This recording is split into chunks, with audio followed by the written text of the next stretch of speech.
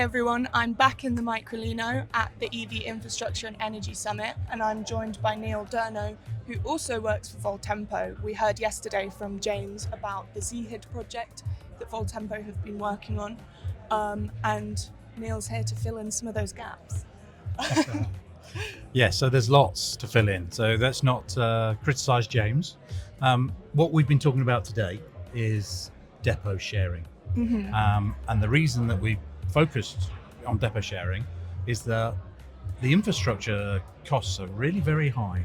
And if you think about an operation, with the vehicles that we're sending out, they're on the road a lot. So that infrastructure is extensively underutilized for a lot of the time. And so the responsible and economically sensible thing to do when utilizing taxpayers' money with a grant scheme is to make sure that that infrastructure is as well used as possible. And so that's a good primary driver for this.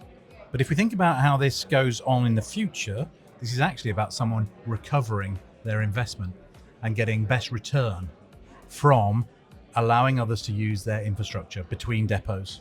Now, this may be how an operator moves between their own sites, but it also may be about how an operator can reach beyond their home depot and extend their routes and do more lanes and put more miles and move more stuff over onto their electric trucks than their legacy fleet.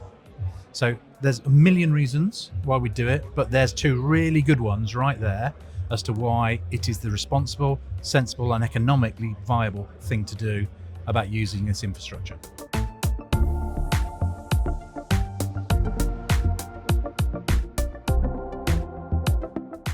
And on the other side, for those companies who come in and pay to use the infrastructure, what are the benefits for them?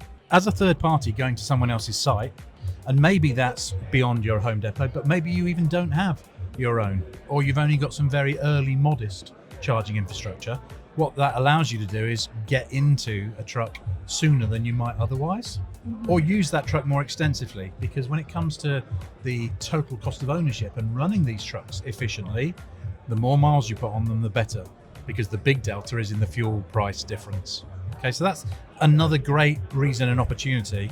I was with our consortium members just yesterday on this topic, and we are deploying technology, platform and processes to make sure they can open up their depots for third parties, part of the obligation of the ZEHID funding, but equally a number of our smaller operators, they need that income in order to help their own association members to start the journey, and it will open up a lot more experience. And we always talk to people about, you could read about it as much as you want, but until you start trying it, you won't learn enough to help you build your use case, and that will tell you whether you can go sooner than you thought, or maybe you need to go later than you'd hoped.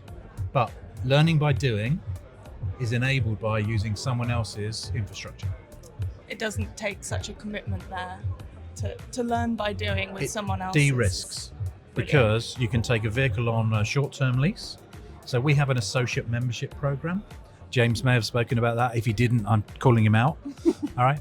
But that is an easy way of someone getting into a HGV from Renault through their Vertilus program on a 1-year contract. And we've applied grant funding support to that.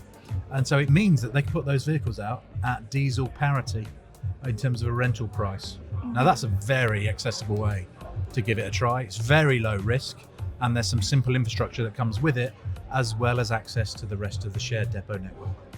Brilliant. Thank you, Neil. It sounds like a very well thought out project, and there are no gaps left now. Oh, there's loads of gaps because we're only just learning, but it does plug a lot of gaps and it will inform a lot of people. So it's a really exciting thing to be involved in, and we just look forward to more people coming, asking, trying, learning and doing. Great. Thank you. Thank you, Molly.